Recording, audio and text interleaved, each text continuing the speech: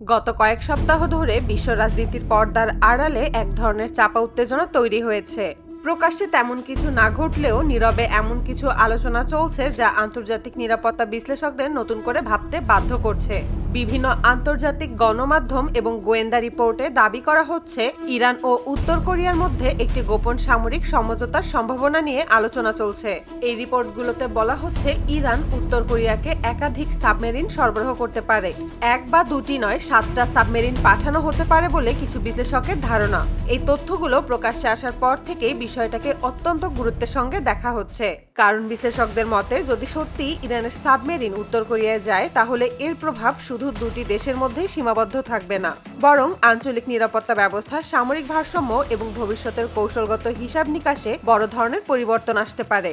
উত্তর কোরিয়ার নৌবাহিনী কাগজে কলমে বড় হলেও বাস্তবে তাদের অনেক সাবমেরিন প্রযুক্তি তুলনামূলকভাবে পুরনো। বেশিরভাগ সাবমেরিন সোভিয়েত যুগের নকশার উপর ভিত্তি করে তৈরি, যেগুলো আধুনিক নজরদারি এবং শনাক্তকরণ ব্যবস্থার সামনে ততটা কার্যকর নয় বলে মনে করেন সামরিক বিশ্লেষকরা। এই প্রেক্ষাপটে ইরানের মতো ঘনিষ্ঠ মিত্র দেশের কাছ থেকে আধুনিক সাবমেরিন প্রযুক্তি পাওয়ার সম্ভাবনাকে উত্তর কোরিয়ার জন্য একটি কৌশলগত সুযোগ হিসেবেই দেখা হচ্ছে।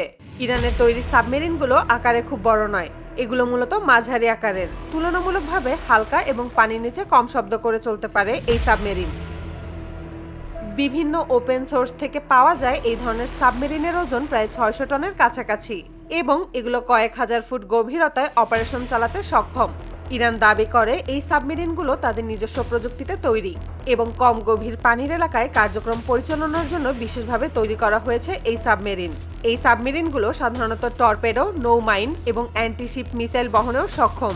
কিছু উন্নত সংস্করণের দীর্ঘপাল্লার ব্যালিস্টিক মিসাইল সক্ষমতাও যুক্ত করা হয়েছে বলে বিভিন্ন প্রতিরক্ষা প্রতিবেদনে উল্লেখ করা হয়। পারস্য উপমহাসাগরের মতো অগভীর জলের এলাকায় এই ধরনের সাবমেরিন বহুদিন ধরেই সফলভাবে নজরদারি করে আসছে। এই অঞ্চলটি এমনিতেই আমেরিকা সহ বিভিন্ন দেশে নৌযান টহল দেয়, সেখানেই টহল দেয় এই সাবমেরিন। বিভিন্ন সূত্রে বলা হয় এটা উন্নত 6th জেনারেশনের রাডারকেও ফাঁকি দিতে সক্ষম।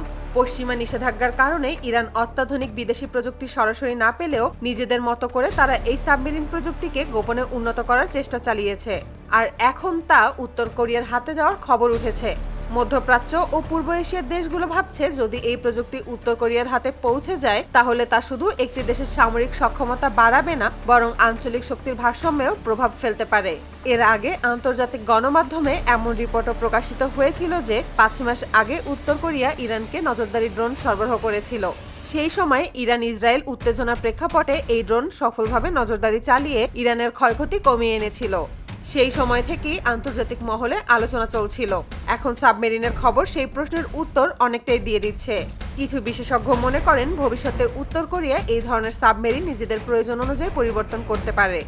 এই খবর সামনে আসার পর আন্তর্জাতিক গোয়েন্দা সংস্থাগুলো বিষয়টি খুব সতর্কভাবে পর্যবেক্ষণ করছে বলে ধারণা করা হচ্ছে। আমেরিকা অবশ্য এ ব্যাপারে কিছু বলেনি। অন্যদিকে ইরান বা উত্তর কোরিয়াও অফিসিয়ালি কোনো বিবৃতি দেয়নি। ইসরায়েল সহ মধ্যপ্রাচ্যের শক্তিগুলো বিষয়টিকে মনোযোগের সঙ্গে দেখছে, কারণ সাবমেরিন একবার পানির নিচে চলে গেলে সেটিকে শনাক্ত করা ও তার কার্যক্রম বোঝা অত্যন্ত কঠিন হয়ে পড়ে।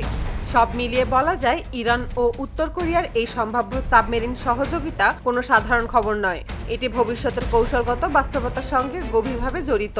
ঠিক কী ধরনের সাবমেরিন, কী শর্তে বা আদৌ কোনো লেনদেন হচ্ছে কিনা এই প্রশ্নগুলোর অনেকটাই এখনো পরিষ্কার নয়। তবে একটি বিষয় নিশ্চিত, আধুনিক যুদ্ধে সবচেয়ে গুরুত্বপূর্ণ শক্তিগুলোর অনেকটাই নীরবে চোখের আড়ালে কাজ করে, আর সেই নীরবতাই অনেক সময় সবচেয়ে বেশি আলোচনার জন্ম দেয়।